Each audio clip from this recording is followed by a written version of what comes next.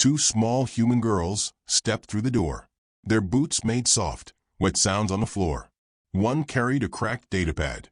The other clutched a cloth bag that jingled with coins too old for this century. They couldn't have been older than 8 and 10. Both wore patch coats, the kind handed out in refugee docks, and the older one's cheek bore a fading bruise shaped like a hand that hadn't deserved to live. The bar fell silent, not from pity, but from the quiet superstition that followed humans wherever they went now. The bartender, a six-eyed Glaran with a face like wrinkled coral, scraped his throat. "Kids," he rasped, "you're in the wrong place. Outpost 37 don't do charity." The older girl's voice trembled, but didn't break. "We're not here for charity. We're here to hire someone." That earned a few low chuckles from the mercenaries and smugglers scattered around the room.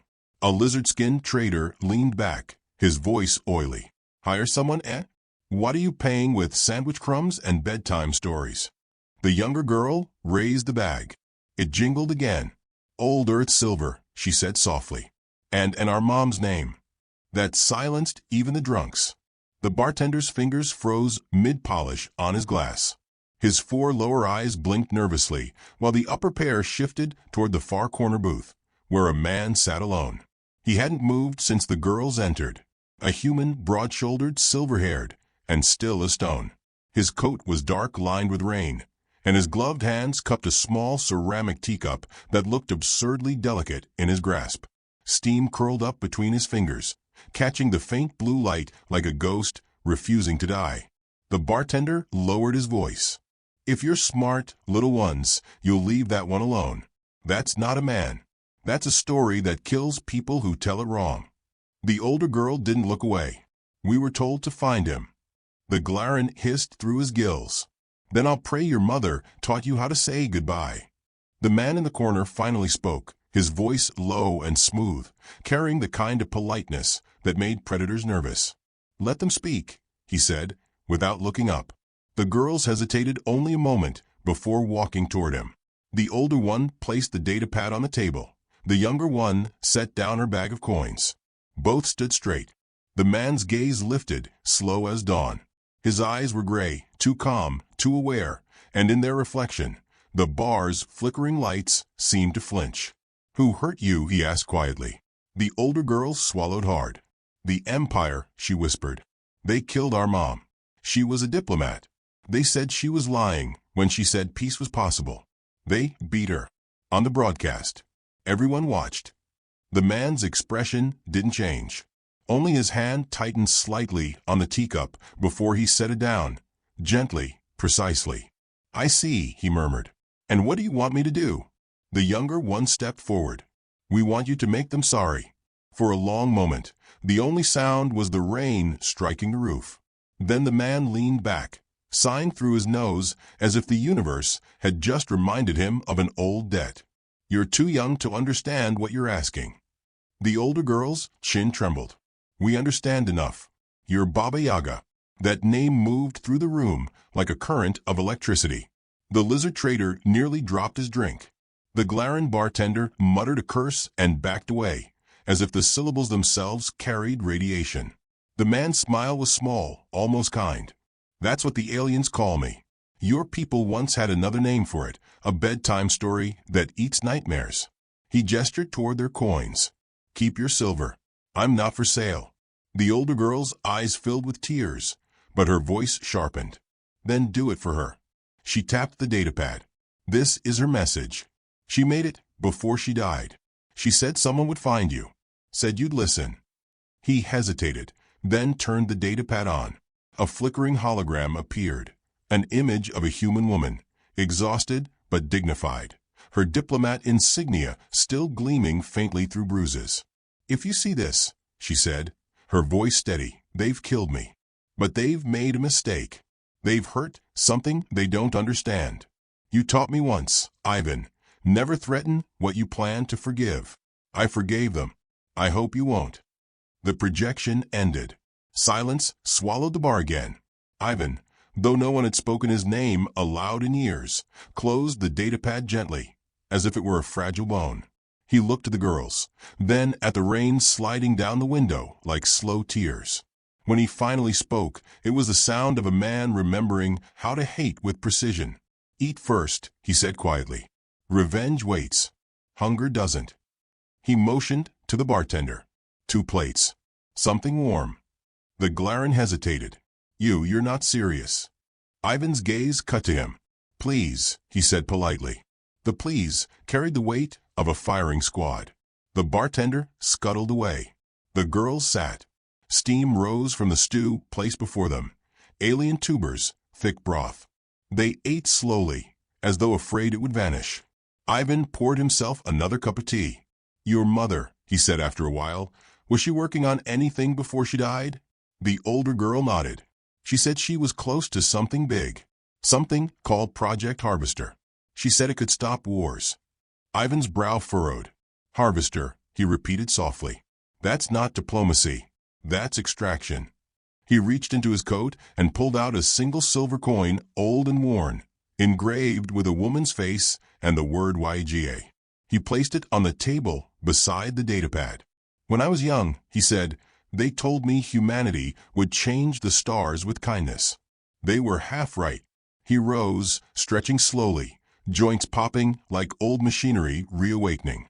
"I thought I was finished with this. Guess the galaxy disagrees." The older girl looked up at him with wide, uncertain eyes. "Does that mean you'll help us?" Ivan slipped the coin back into his pocket. "It means I'll remind them why they stopped saying my name out loud." He turned toward the door, pulling his coat tight against the rain. The younger girl scrambled after him, nearly tripping on her bag. "Wait. Where are we going?" He didn't look back. "To find the first man who ordered your mother's death. Then we'll see who remembers mercy." The bartender leaned over the counter, voice shaking. "You can't go against the Empire. That's suicide." Ivan paused in the doorway, the neon light catching on his silver hair. "No," he said. "Suicide's when you try to fight something you don't understand." "I understand perfectly." As he stepped outside, thunder rolled across the clouds like drums of an ancient war. The girls followed him into the storm. Behind them, the patrons whispered to each other in disbelief. One old soldier murmured, "He's real. Baba Yaga's real." The Glaran bartender wiped sweat from his brow. "He was drinking tea," he muttered. "Tea before killing gods." Outside, the wind howled around the landing docks, carrying the scent of ozone and fear. The girls trailed close behind Ivan, their small hands gripping the edges of his coat. "Sir," the older one asked softly, "why did you come here? You could have gone anywhere." Ivan's answer was barely audible beneath the rain. "Because peace was her idea. But vengeance, that's mine." He looked toward the dark horizon, where the Empire's insignia glowed faintly from a passing patrol ship. His reflection shimmered in the puddle beneath his boots, gray eyes, a faint smile, and the faintest tremor in his hand, not from fear, but from restraint. He knelt down, so he was eye level with the girls. "You shouldn't have to see what's coming," he said gently. The younger one wiped her nose. "Then don't make us watch. Just make it stop." Ivan smiled again, sad and sharp. "That's the most human thing I've ever heard." He rose, pulling a small comm from his coat and pressing it once. Somewhere across the outpost, a dormant ship engine roared to life. The neon reflected off the rain in long, trembling streaks of blue and red as they walked toward the docking bay. The 2 girls, small and determined, and the man every empire once promised their soldiers would never meet. As they disappeared into the storm, the bartender whispered a silent prayer, not for the children, but for the Empire. Because everyone knew what came next.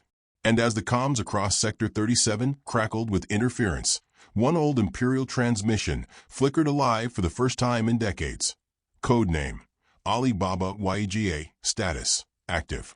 The freighter Clementine cut through the gray clouds of Kilos 9 like a scar across a dying sky. It was an ugly ship, all patchwork armor and humming conduits, but it flew quietly, like the man who owned it. Inside, the 2 little girls sat at a rusted metal table, their legs too short to touch the floor. Ivan poured hot water from an ancient kettle into tin cups, the smell of black tea filling the small cabin. "You know," he said, watching the steam twist, "in my time, this was called breakfast. A sacred ritual, before doing something stupid." The younger girl wrinkled her nose. It smells funny. That's experience, he replied, smiling faintly. You'll learn to like it. Humans always do.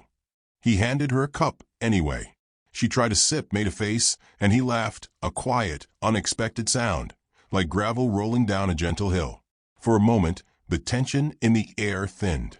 But when he turned toward the window, his eyes reflected the flickering light of the planet below, orange skies, ash storms, and the faint glimmer of an imperial outpost buried in the dust. Kilos 9 had once been a trade hub. Now it was a junkyard for old ships and older debts. The perfect place to find a trail no one wanted found. When the ship landed, the heat hit them like a furnace. Ivan adjusted his coat, then handed the girls dust masks. Stay close, he said. Smile when you can. People here fear politeness more than guns. They walked through the market, a maze of stalls selling engine scraps, dehydrated algae, and authentic human relics that were clearly plastic knockoffs. A cluster of aliens argued over a broken toaster labeled Terran War artifact. Ivan paused long enough to plug it in, fixed the fuse with his pocket knife, and handed it back humming. That's how he won most of our wars, he murmured, almost to himself. Appliances and stubbornness. The girls giggled, though they didn't really understand. He led them toward a steel door guarded by a four-armed creature with skin like wet marble. The alien's eyes narrowed. No human allowed. Ivan smiled. Good thing I left my humanity at the door. The alien blinked. What? By the time it realized what was happening, Ivan had already twisted its arm and tapped a nerve cluster that made the creature collapse in a groaning heap. He set the guard gently against the wall, brushing imaginary dust off its shoulder. You'll wake up in 5 minutes, he said kindly. You'll wish you hadn't. Inside was a dim chamber filled with flickering holoscreens. At its center sat a wiry creature with translucent skin and a breathing mask shaped like a broken smile. Its many fingers typed across a glowing console. Ah, it rasped. The ghost of Earth walks in. To what do I owe? Ivan poured 2 cups of tea from a thermos and placed one in front of it. Information, he said. And courtesy. The broker's fingers twitched. You think tea buys secrets? No, Ivan said, taking a sip. Tea buys time. Secrets cost more. The alien studied him, then leaned closer. You're looking for the Harvester program. Ivan's silence was answer enough. The broker sighed through its mask, condensation fogging the glass. They moved it off-world months ago. But fragments remain. Prison records. Diplomat archives. Names. The one who ordered your woman's death was Admiral Kess Thorin. He lives well. Ivan's hand stilled on the table. Location. Dominion Crown. Imperial seat. He let the words hang. And you expect me to believe that? The broker's voice turned sly. I expect you to survive long enough to prove it. And if you do, tell them who told you. Ivan stood, leaving a small pouch of coins. If I told them, he said softly, you wouldn't have a mouth left to lie with. As they left, the younger girl whispered, Did you hurt him? Not yet, Ivan replied. He's still useful. They turned down an alleyway, and the world exploded. A line of plasma fire scorched the air beside them. Ivan yanked the girls behind a crate as a squad of armored mercenaries charged in, their weapons humming blue. He ducked through a flash grenade that burst into white smoke and moved like something mechanical and alive. Each shot he fired was deliberate. No wasted motion. No wasted breath. The mercenaries fell one after another, their armor dented with surgical precision. One tried to crawl away, wheezing, You're supposed to be dead. Ivan crouched beside him. I get that a lot. He plucked the comm from the alien's belt and scrolled through intercepted orders. Hired to intercept me, he muttered. And the bounty's been doubled. By who? The older girl asked. He glanced up at her, his expression unreadable. Someone who doesn't understand mercy. They boarded a hover truck to escape the burning market, its cracked windshield reflecting the rising flames. The girls huddled beside him, trembling. The younger one whispered, You didn't have to kill them all. Ivan looked out over the wasteland. That's where you're wrong, he said quietly. Mercy doesn't mean sparing the guilty. It means choosing when to stop. The silence that followed was heavy and strange. As night fell, they made camp in an abandoned hangar. The girls slept curled together beneath a thermal blanket, the hum of a power cell their lullaby. Ivan sat nearby, cleaning his sidearm with ritual care. His face was calm, but his eyes carried the weight of every ghost in his blood. He replayed the diplomat's last message in his mind, the softness in her voice, the faint smile even as the bruises bloomed. She believed the universe could be persuaded by kindness. He had believed her once, until the day they broke her. A metallic chirp pulled him from his thoughts. A small recon drone floated from his pack, its sensors blinking. "Report," he ordered softly. The drone projected an image. Admiral Thorin, smug and unscarred, laughing on a yacht surrounded by alien officers. His glass was filled with golden liquor. On the side of the vessel, glowing in arrogant letters, was the emblem of the Harvester Project. Ivan exhaled slowly. "He's celebrating," he murmured. "He thinks it's over." The drone beeped again, displaying a secondary file, surveillance audio. A voice Thorin's boasting. The human envoy experiment was successful. Their empathy patterns will fuel the next phase of control. Ivan's grip on the drone tightened until its casing creaked. He released it before it shattered, setting it gently back into its dock. The older girl stirred. "Did you find him?" "Yes." "Will you kill him?" He looked at her for a long time before answering.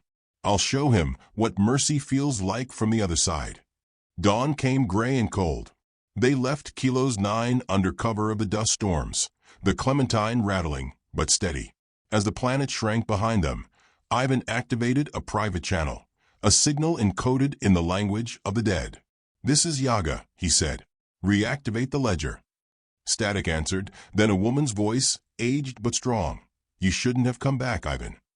"Didn't have a choice," he said. They broke the truce. A long pause, then, "Coordinate sent. But if you go for the crown, you won't come back." He smiled faintly. "Good thing I already left." The transmission ended. The girls sat in the cockpit, watching the stars slip by. The younger one leaned against him, exhausted. "Are you angry?" she asked. Ivan took a moment before answering. "No," he said. "Anger's noisy. This is quieter, heavier. It lasts longer." She nodded sleepily, as though she understood.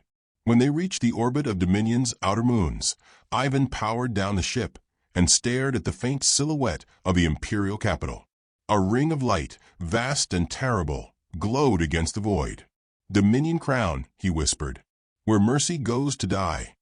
He reached into his pocket and turned the old silver coin between his fingers. It glinted once in the cockpit light, catching the reflection of the two sleeping children beside him. Then the ship's console flickered. A new transmission override appeared, encrypted, Imperial grade. 3 words pulsed on the screen. "Welcome back, Yaga."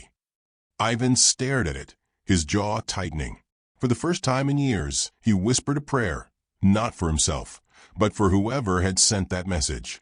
Because somewhere inside the crown, someone still remembered his name. And they were smiling. The Dominion crown floated like a jeweled noose around a dying sun. Its towers reached outward in gleaming arcs, glistening with the arrogance of 1,000 conquered worlds. Ships drifted in lazy formation, Imperial patrols, merchant haulers, and the thin silhouettes of pleasure barges for the ruling class. From afar, it looked like a crown indeed. Up close, it reeked of blood polished into ceremony. Deep within its core, the Council of Species assembled. 10 beings from 10 civilizations, each wearing an expression that ranged from superiority to fear. Their chambers shimmered with transparent walls overlooking the planetary rings. The air hummed with mechanical hymns from the Imperial AI choir, voices engineered to sound benevolent and godlike. Grand Chancellor Rovan, tall and silver-scaled, slammed a claw against the table. "This human anomaly is no longer a rumor. He's dismantled 3 garrisons and assassinated an admiral in less than 2 cycles. This is terrorism, and it threatens order itself." The Inari delegate, her feathers trembling faintly, whispered, "Or justice." Perhaps your empire forgot the meaning of both. Laughter rippled among the council. Rovin's eyes burned gold. Justice? You call the slaughter of officers justice?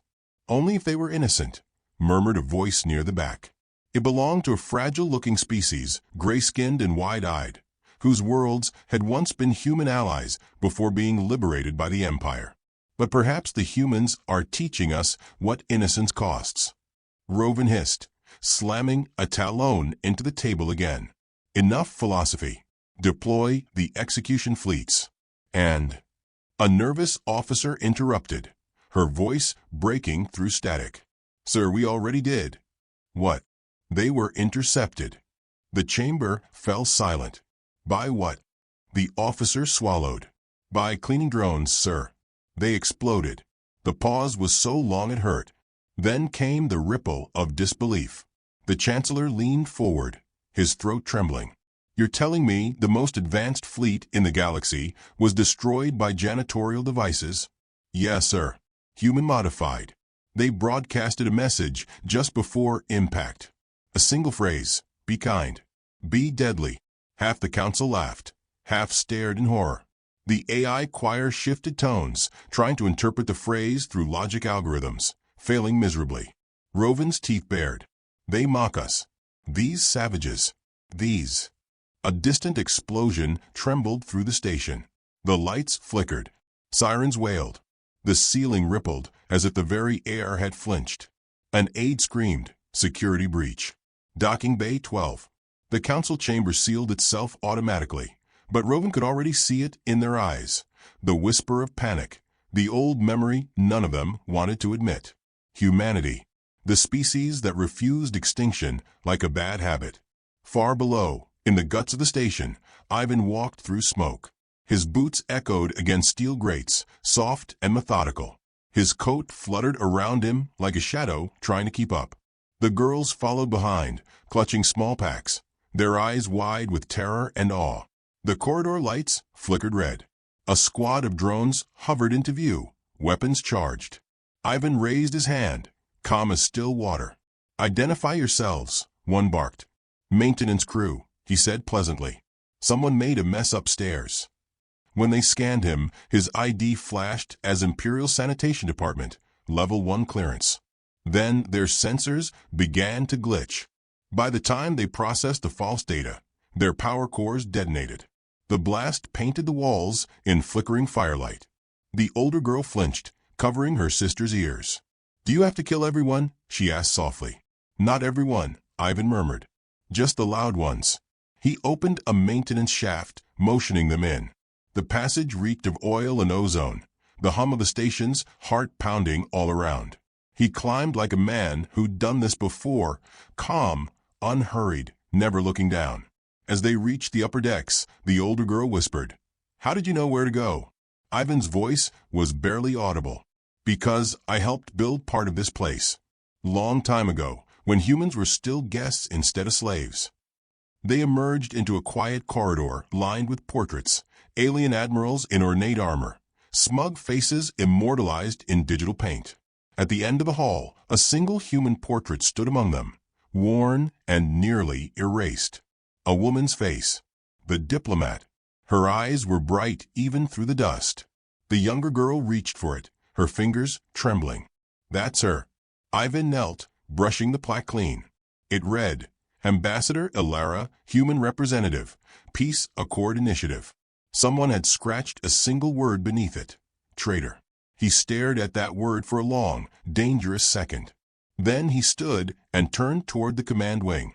In the chamber ahead, Admiral Thorin poured himself a drink, his scales catching the gold light. So, he said aloud, to no one in particular, the ghost finally comes knocking. Ivan stepped into view, calm and smiling. You've been expecting me. Thorin raised his glass.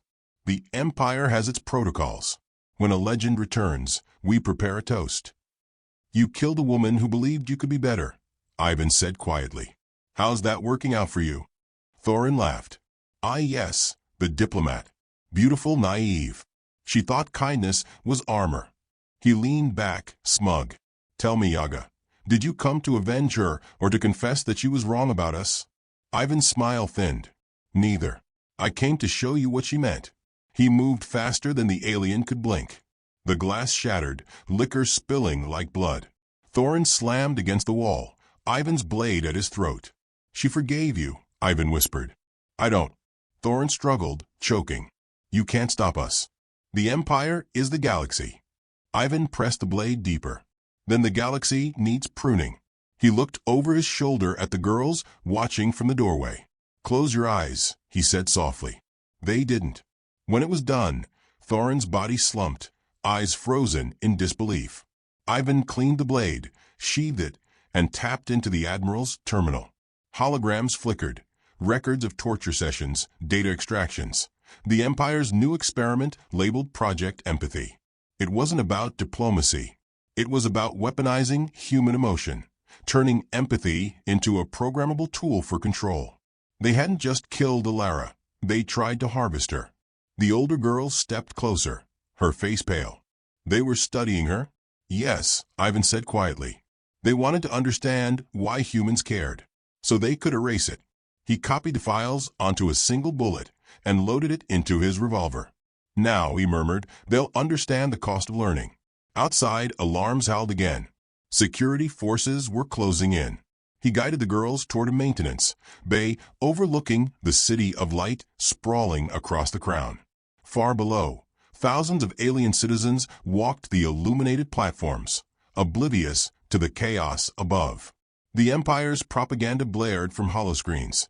Unity, order, obedience. Ivan gazed down at them, expression unreadable.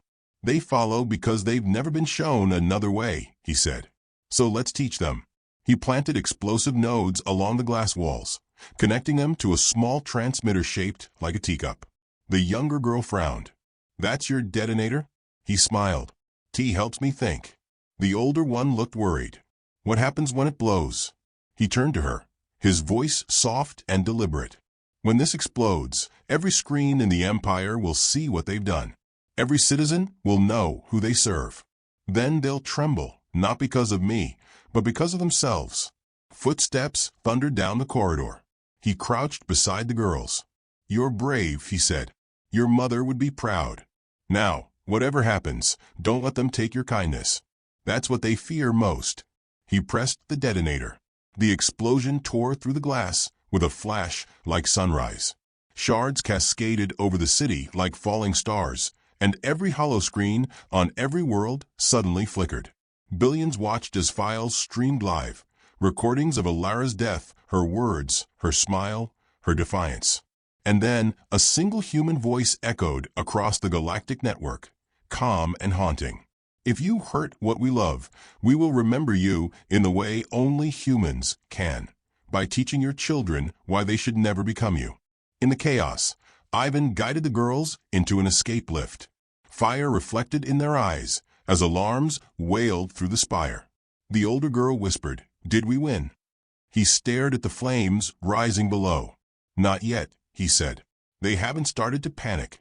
A shadow fell over them as the lift ascended toward the outer deck. Through the smoke, something massive stirred. Imperial warships repositioning, converging like vultures over prey. The younger girl pointed. "They're coming." Ivan's eyes gleamed. "Good," he said, drawing his gun. "I was starting to think they'd forgotten me." As the lift doors opened to the roaring winds of space, a dozen spotlights locked onto them. From the speakers above, the AI choir whispered in perfect harmony, "Welcome home, Baba Yaga."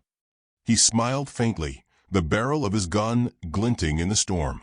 "Then let's make it unforgettable."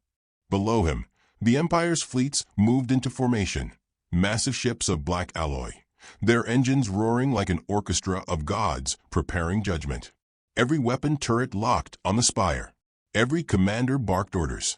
And still, the lone human stood there, a single figure between a dying empire and the truth it had tried to bury. "Ivan," the older girl shouted above the wind. "They'll destroy everything." He didn't turn. "That's the idea." She clutched his sleeve. "But there are people down there, innocents." That made him pause. He looked over his shoulder. Her eyes, too brave for her years, were her mother's eyes. "You sound like her," he said softly. "And you're right." He pressed his hand against the console, overriding the defense grid. The Empire's own targeting systems flickered, confused. "We won't destroy them," he said. "We'll wake them up." The younger girl tugged at his coat. "How?" "By showing them who they serve."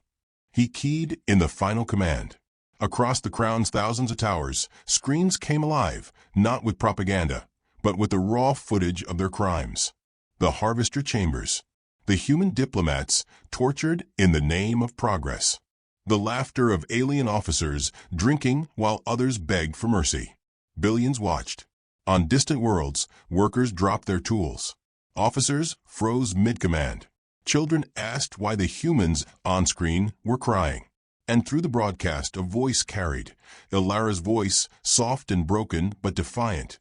"If empathy is weakness, then may the strong learn to kneel." Ivan closed his eyes as her words echoed through the void. "You still change the stars," he whispered. But the Empire was not done. A deep vibration shook the deck. From the clouds below rose the Judicator, the Emperor's personal dreadnought, its hull a cathedral of iron and flame.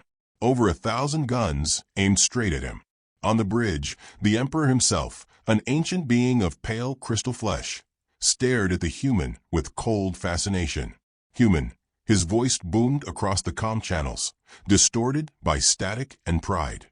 "You have defiled our holy seat. You dare parade your dead lover's shame before our children." Ivan's hand brushed the revolver at his hip. "Not shame," he said. "History. You think you can threaten an empire with stories," the Emperor sneered. Ivan smiled faintly. "Stories built yours." The Emperor's fury crackled. "You are nothing. Then why are you afraid?" The Emperor gave the order. 1,000 beams erupted at once. White light consuming everything. The spire shattered, the shock wave throwing the girls to the floor. Metal screamed. Fire bloomed like a second sunrise. But when the light cleared, Ivan still stood, shielded by a shimmering field. The coin in his pocket glowed with faint silver energy. He looked down at it, then up at the dreadnought. "She planned for this," he murmured. "Of course she did." The girls gasped. "What is that?" "Her insurance policy," he said. "Love, encoded in physics." He raised his revolver, its chamber spinning. Each bullet hummed faintly, microdrives pulsing with stolen data. "The Empire believed they could weaponize empathy," he said quietly. "They succeeded, just not the way they wanted." He fired once. The bullet tore through the vacuum like light given purpose. When it struck the dreadnought, the data inside unfolded, a virus not of code, but of memory. Every soldier aboard suddenly felt what the humans had felt: the fear, the pain, the compassion. The borrowed memories of every victim poured into them like fire through veins. The Judicator's guns fell silent. Its engine sputtered. Some crew screamed. Others dropped their weapons, weeping.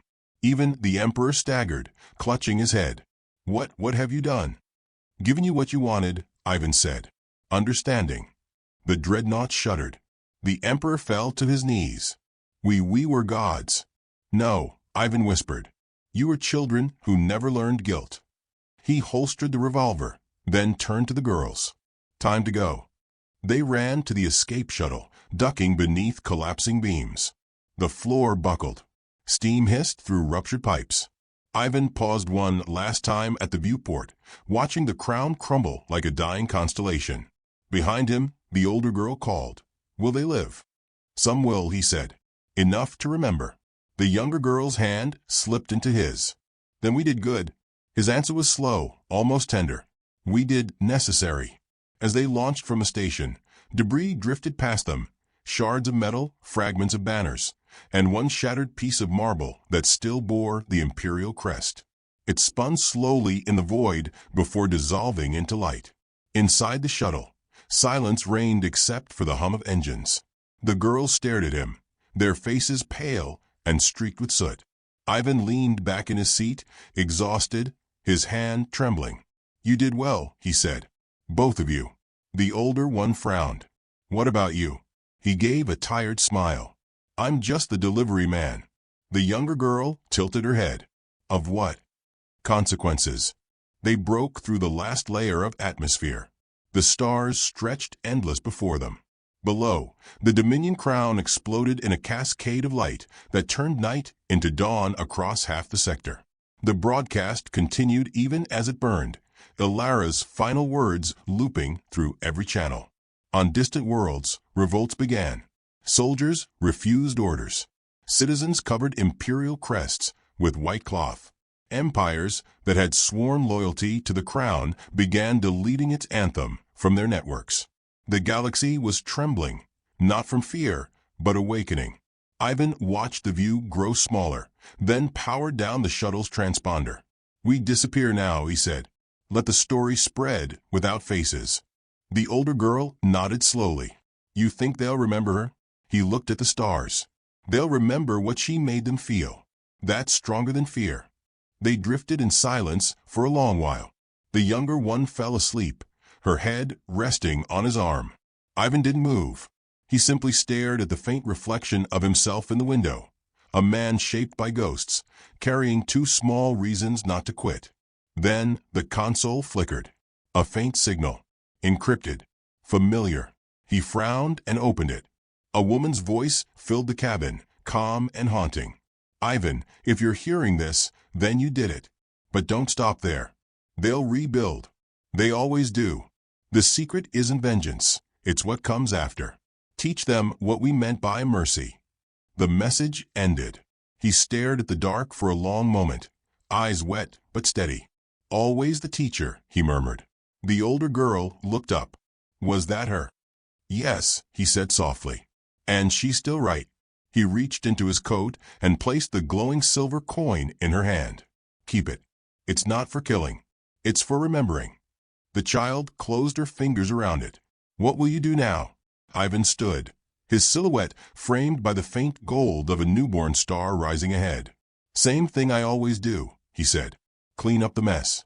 He stepped to the controls, set a course for the void, and watched the autopilot engage. The engines hummed low, steady, like the heartbeat of something that refused to die. As the shuttle vanished into hyperspace, the galaxy below began whispering a new phrase, one that would echo for centuries. Not as fear, but as warning. Be kind. Be deadly.